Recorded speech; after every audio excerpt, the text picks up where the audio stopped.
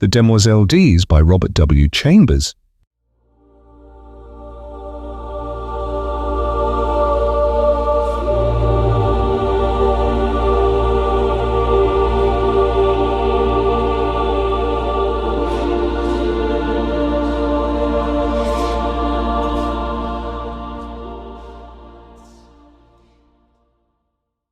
There be three things which are too wonderful for me, yea, four which I know not.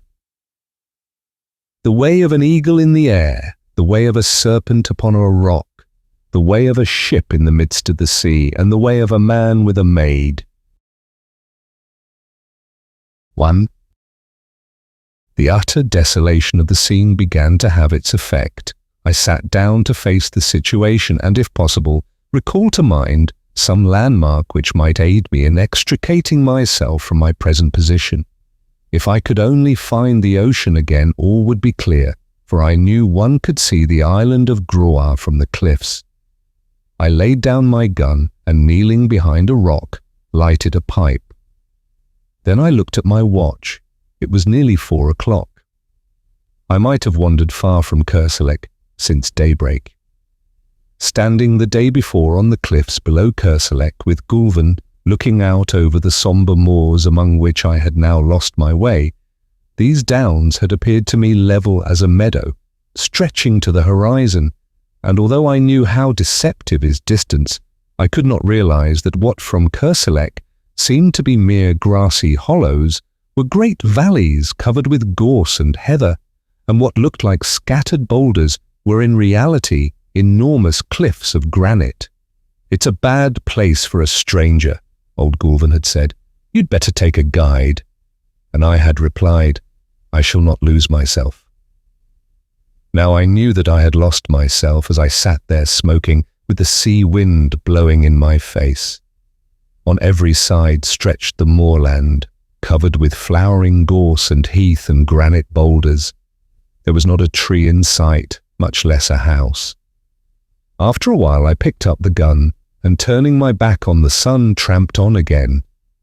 There was little use in following any of the brawling streams which every now and then crossed my path, for instead of flowing into the sea, they ran inland to reedy pools in the hollows of the moors. I had followed several, but they all led me to swamps or silent little ponds from which the snipe rose, peeping, and wheeled away in an ecstasy of fright. I began to feel fatigued, and the gun galled my shoulder in spite of the double pads. The sun sank lower and lower, shining level across yellow gorse and the moorland pools. As I walked, my own gigantic shadow led me on, seeming to lengthen at every step. The gorse scraped against my leggings, crackled beneath my feet, showering the brown earth with blossoms, and the brake bowed and billowed along my path. From tufts of heath rabbits scurried away through the bracken, and among the swamp grass I heard the wild duck's drowsy quack. Once a fox stole across my path, and again, as I stooped to drink at a hurrying rill, a heron flapped heavily from the reeds beside me. I turned to look at the sun. It seemed to touch the edges of the plain. When at last I decided that it was useless to go on, and that I must make up my mind to spend at least one night on the moors, I threw myself down, thoroughly fagged out. The evening sunlight slanted warm across my body, but the sea winds began to rise, and I felt a chill strike through me from my wet shooting boots. High overhead gulls were wheeling and tossing like bits of white paper. From some distant marsh, a solitary curlew called. Little by little the sun sank into the plain, and the zenith flushed with the afterglow. I watched the sky change from palest gold to pink and then to smouldering fire. Clouds of midges danced above me, and high in the calm air a bat dipped and soared. My eyelids began to droop. Then, as I shook off the drowsiness, a sudden crash among the bracken roused me. I raised my eyes. A great bird hung quivering in the air above my face. For an instant I stared, incapable of motion. Then something leaped past me in the ferns, and the bird rose, wheeled and pitched headlong into the brake.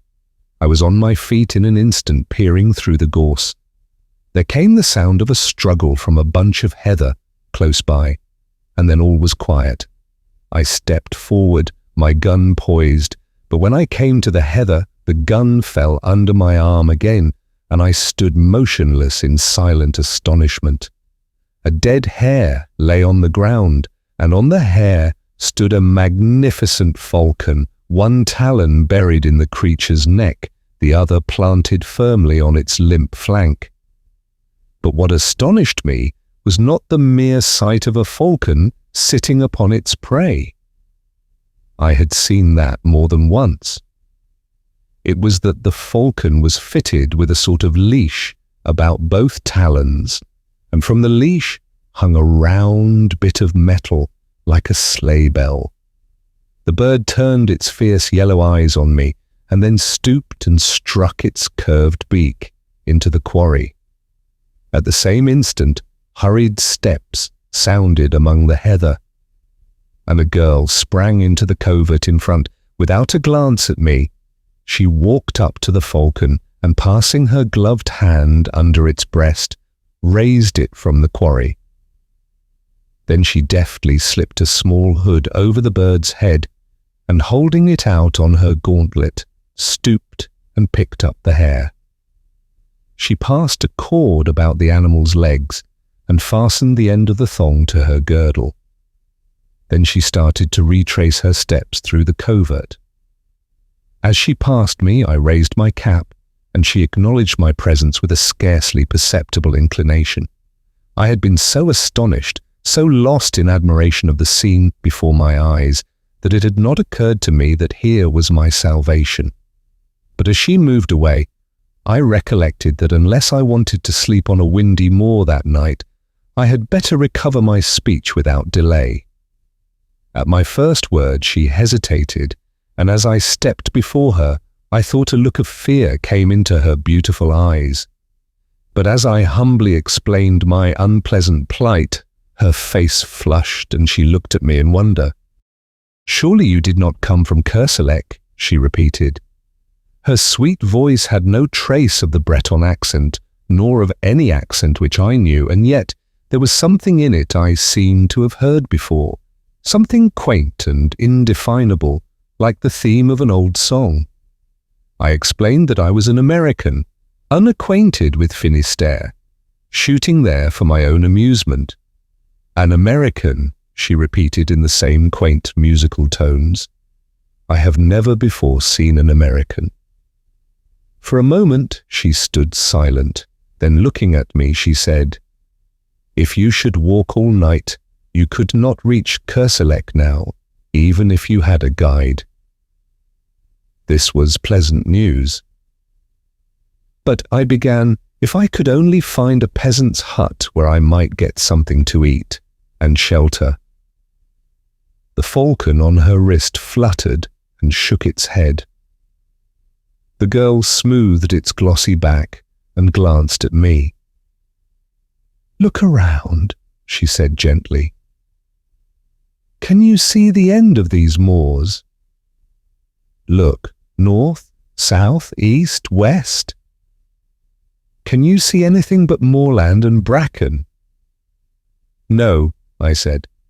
"The moor is wild and desolate. It is easy to enter, but sometimes they who enter never leave it.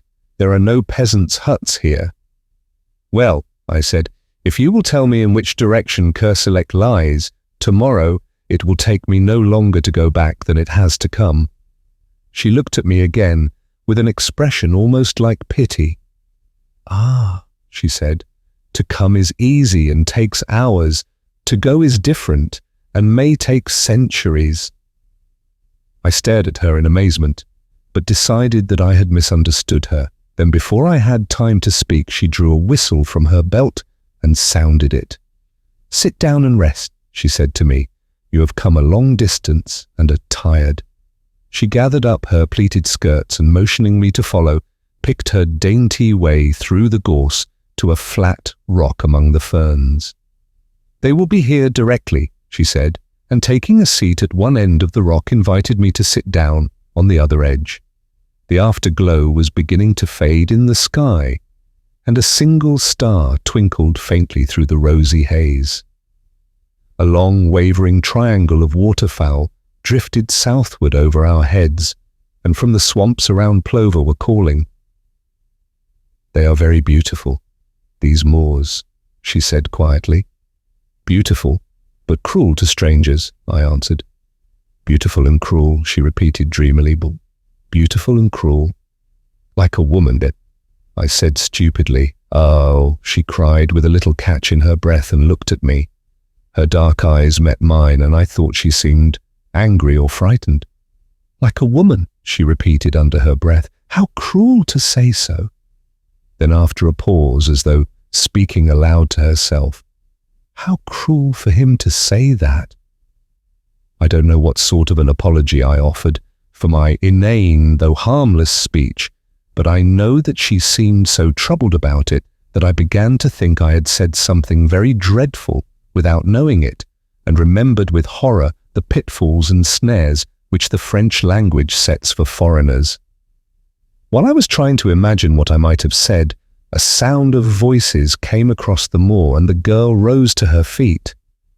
"No," she said, with a trace of a smile on her pale face. "I will not accept your apologies, monsieur, but I must prove you wrong, and that shall be my revenge. Look, here come Hasta and Raoul." Two men loomed up in the twilight. One had a sack across his shoulders, and the other carried a hoop before him, as a waiter carries a tray. The hoop was fastened with straps to his shoulders, and around the edge of the circlet sat 3 hooded falcons fitted with tinkling bells.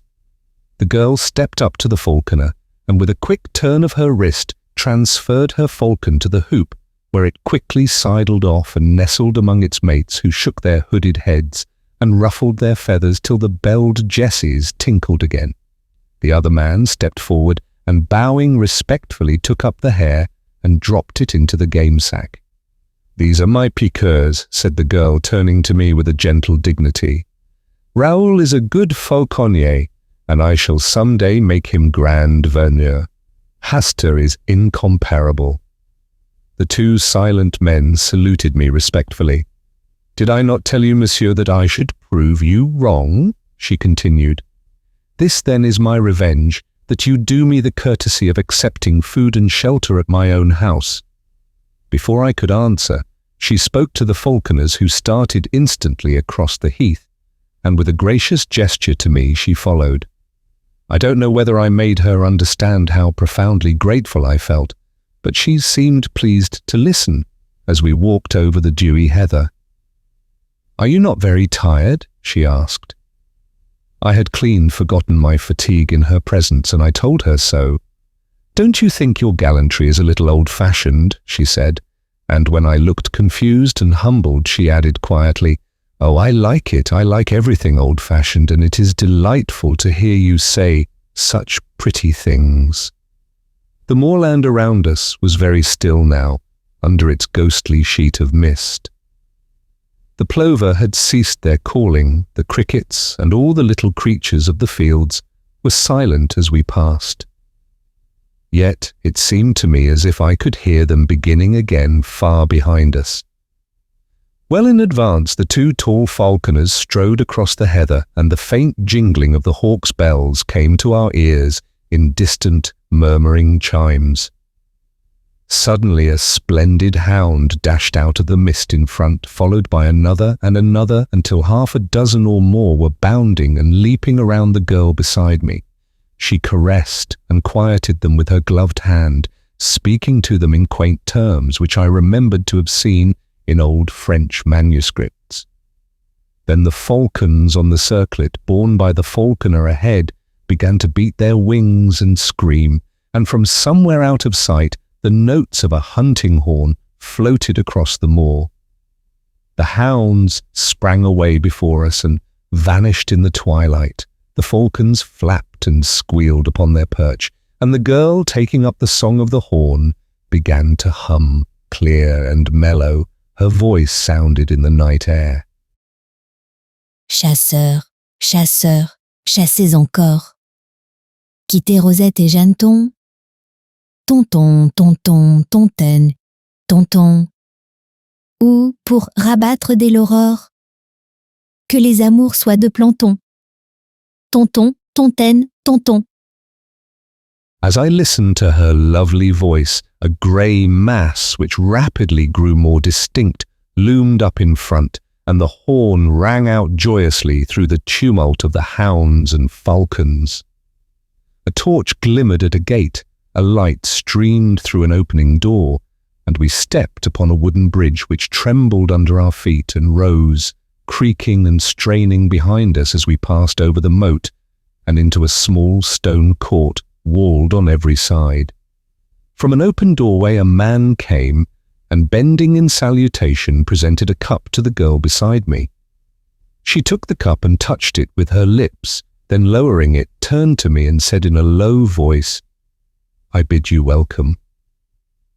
At that moment, one of the falconers came with another cup, but before handing it to me, presented it to the girl, who tasted it.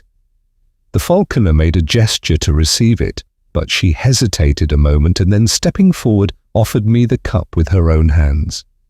I felt this to be an act of extraordinary graciousness, but hardly knew what was expected of me, and did not raise it to my lips at once. The girl flushed crimson. I saw that I must act quickly. "Mademoiselle Demoiselle," I faltered, "a stranger whom you have saved from dangers he may never realize, empties this cup to the gentlest and loveliest hostess of France." "In his name," she murmured, crossing herself as I drained the cup. Then, stepping into the doorway, she turned to me with a pretty gesture, and taking my hand in hers, led me into the house, saying again and again, "You are very welcome, indeed you are welcome to the Château d'E."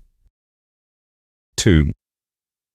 I awoke next morning with the music of the horn in my ears, and leaping out of the ancient bed, went to a curtained window where the sunlight filtered through little deep-set panes.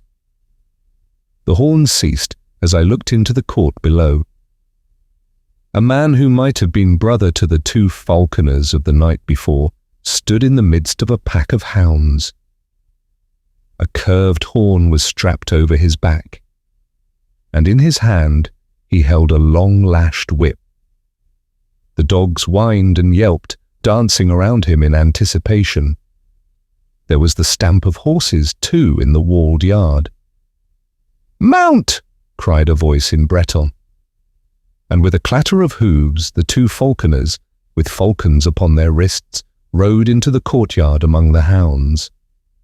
Then I heard another voice, which sent the blood throbbing through my heart. "Piriou Louis, hunt the hounds well, and spare neither spur nor whip. Thou Raoul and thou Gaston, see that the épervier does not prove himself niaise, and if it be best in your judgment, fate is courtoisie à l'oiseau. Jardiner un oiseau like the muet there on Haster's wrist is not difficult, but thou, Raoul, mayest not find it so simple to govern that haggard. Twice last week he foamed au vif, and lost the beccadet, although he is used to the leurre. The bird acts like a stupid branchier.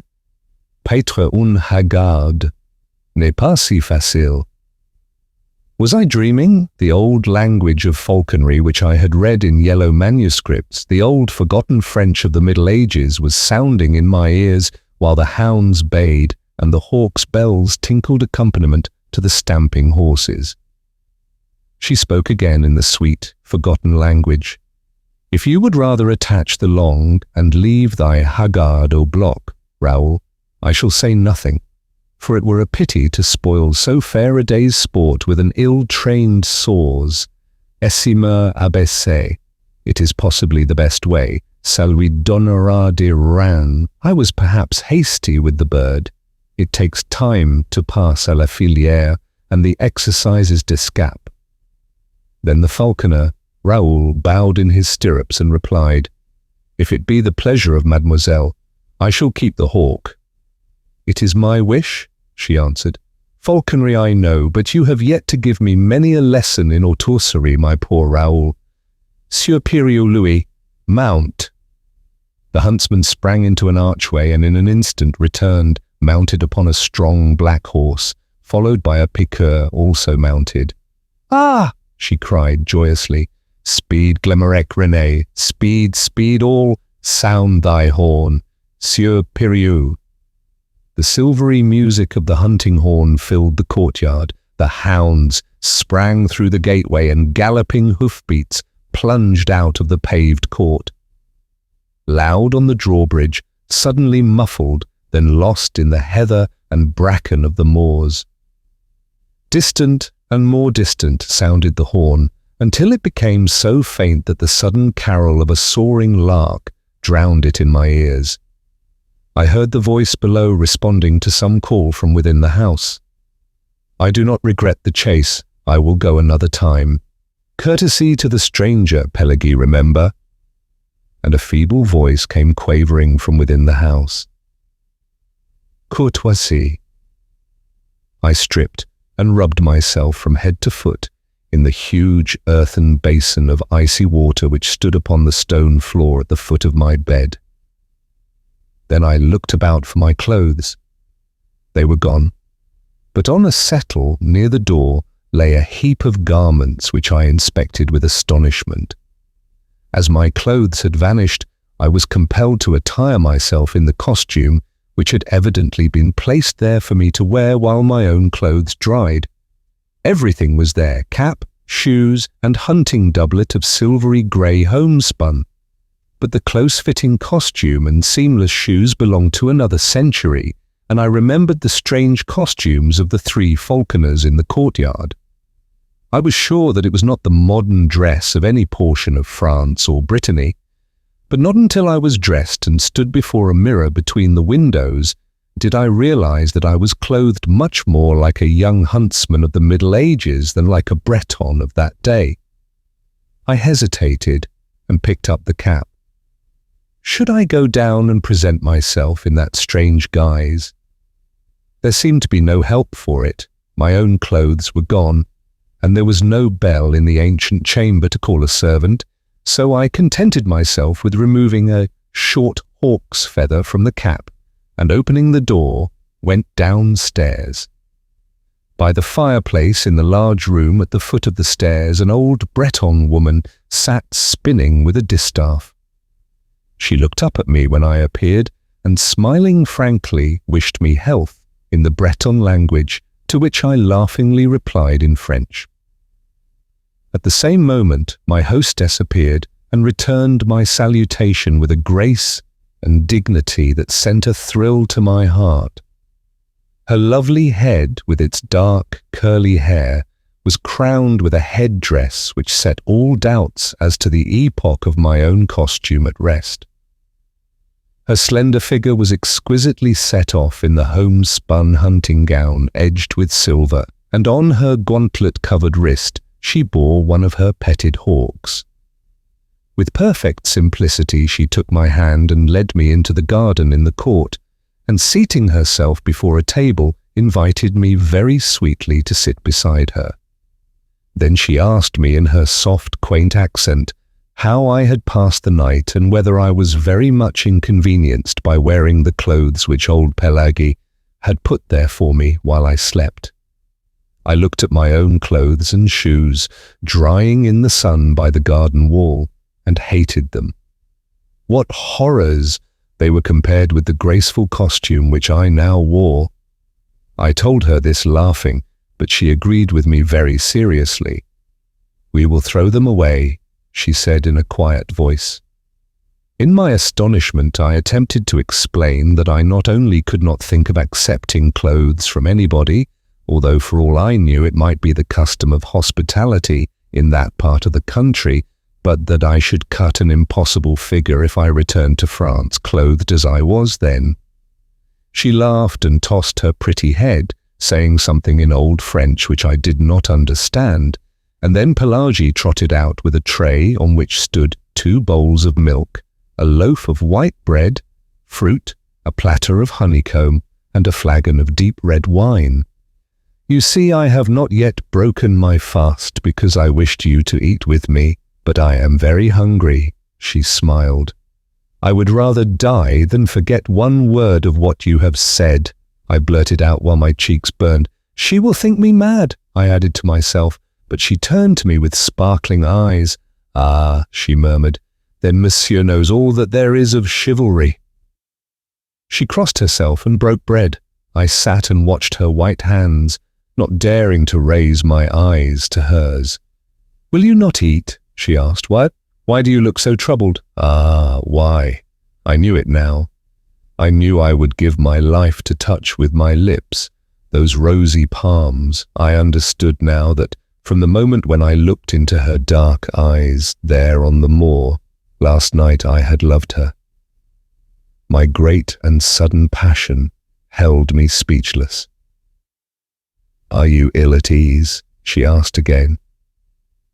Then, like a man who pronounces his own doom, I answered in a low voice, Yes, I am ill at ease for love of you. And as she did not stir nor answer, the same power moved my lips in spite of me, and I said, I who am unworthy of the lightest of your thoughts, I who abuse hospitality and repay your gentle courtesy with bold presumption, I love you. She leaned her head upon her hands and answered softly, I love you. Your words are very dear to me. I love you. Then I shall win you. Win me, she replied. But all the time I had been sitting silent, my face turned toward her. She also silent, her sweet face resting on her upturned palm, sat facing me, and as her eyes looked into mine, I knew that neither she nor I had spoken human speech. But I knew that her soul had answered mine, and I drew myself up feeling youth and joyous love coursing through every vein. She, with a bright color in her lovely face, seemed as one awakened from a dream, and her eyes sought mine with a questioning glance which made me tremble with delight. We broke our fast, speaking of ourselves. I told her my name and she told me hers, the Demoiselle Jeanne du. She spoke of her father and mother's death and how the 19 of her years had been passed in the little fortified farm alone with her nurse Pelagie.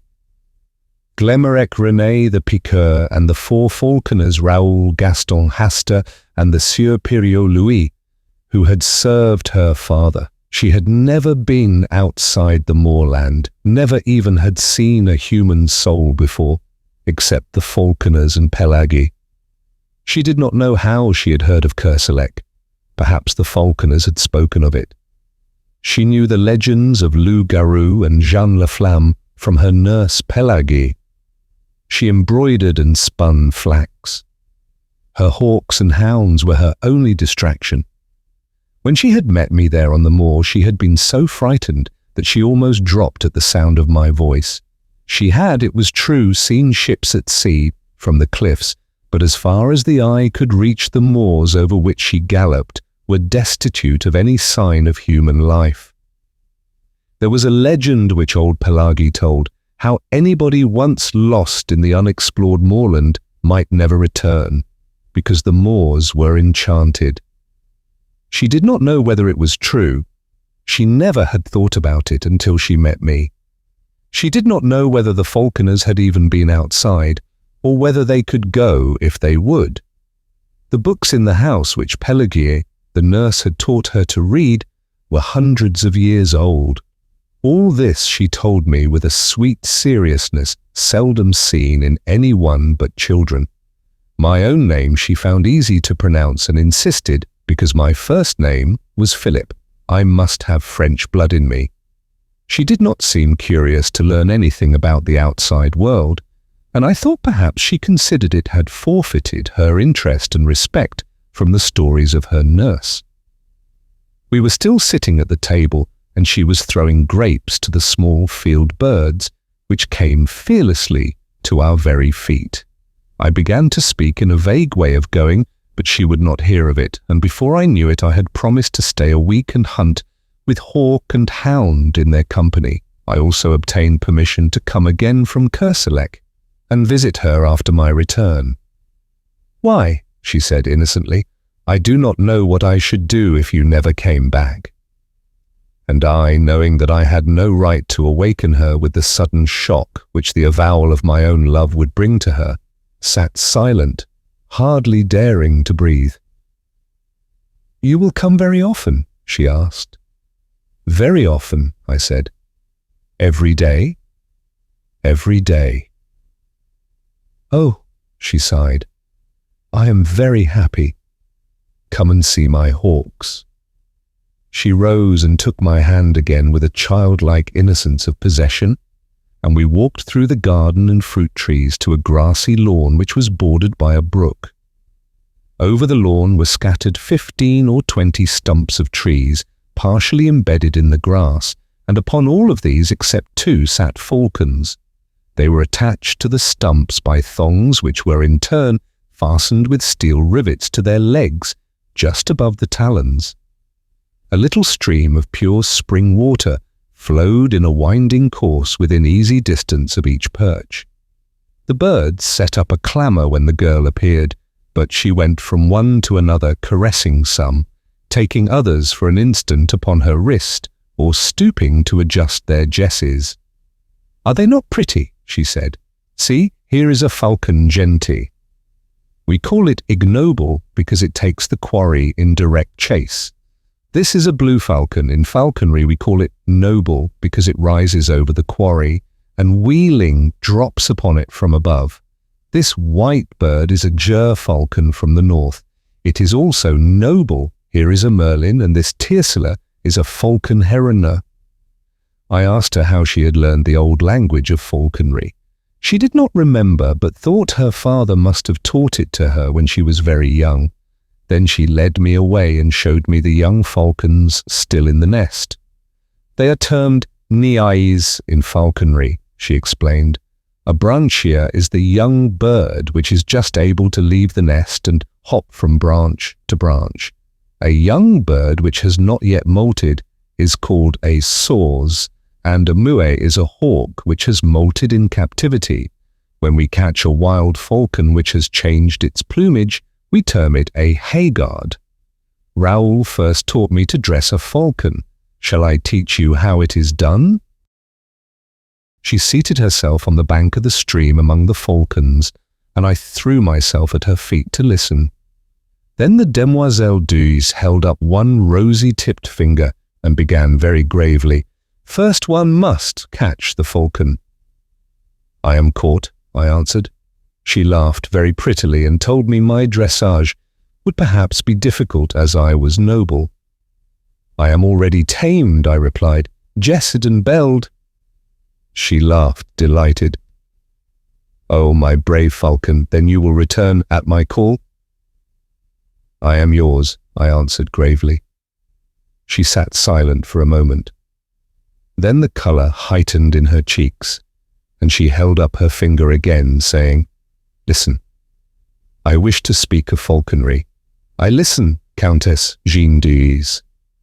But again she fell into the reverie, and her eyes seemed fixed on something beyond the summer clouds. Philip, she said at last. Jeanne, I whispered. That is all. That is what I wished, she sighed. Philip and Jeanne. She held her hand toward me, and I touched it with my lips.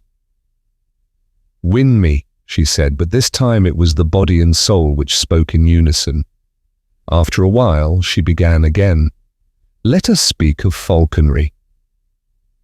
Begin, I replied. We have caught the falcon. Then Jeanne d'Huys took my hand in both of hers and told me how, with infinite patience, the young falcon was taught to perch upon the wrist, how little by little it became used to the belled jesses and the chaperona cornet. They must first have a good appetite, she said. Then little by little I reduce their nourishment, which in falconry we call pat. When after many nights passed au bloc, as these birds are now, I prevail upon the haggard to stay quietly on the wrist, then the bird is ready to be taught to come for its food. I fix the pat to the end of a thong or leurre, and teach the bird to come to me as soon as I begin to whirl the cord in circles about my head. At first, I drop the pas when the falcon comes, and he eats the food on the ground. After a little, he will learn to seize the lure in motion as I whirl it around my head or drag it over the ground. After this, it is easy to teach the falcon to strike at game, always remembering to faire courtoisie à l'oiseau, that is, to allow the bird to taste the quarry. A squeal from one of the falcons interrupted her, and she arose to adjust the longuet, which had become whipped about the block, but the bird still flapped its wings and screamed. "What is the matter?" she said. "Philip, can you see?" I looked around and at first saw nothing to cause the commotion, which was now heightened by the screams and flapping of all the birds. Then my eye fell upon the flat rock beside the stream from which the girl had risen. A grey serpent was moving slowly across the surface of the boulder, and the eyes in its flat triangular head sparkled like jet. "A couleuvre," she said quietly. "It is harmless, is it not?" I asked. She pointed to the black, V-shaped figure on the neck. "It is certain death," she said. "It is a viper." We watched the reptile moving slowly over the smooth rock to where the sunlight fell in a broad, warm patch. I started forward to examine it, but she clung to my arm, crying, "Don't, Philip, I am afraid, but you." "For me?" "For you, Philip. I love you." Then I took her in my arms and kissed her on the lips, but all I could say was, "Jeanne, Jeanne, Jeanne." And as she lay, trembling on my breast, something struck my foot in the grass below, but I did not heed it. Then again something struck my ankle, and a sharp pain shot through me. I looked into the sweet face of Jeanne d'Ile and kissed her, and with all my strength lifted her in my arms and flung her from me. Then bending, I tore the viper from my ankle and set my heel upon its head. I remember feeling weak and numb. I remember falling to the ground. Through my slowly glazing eyes, I saw Jeanne's white face bending close to mine, and when the light in my eyes went out, I still felt her arms about my neck and her soft cheek against my drawn lips. When I opened my eyes, I looked around in terror. Jeanne was gone. I saw the stream and the flat rock.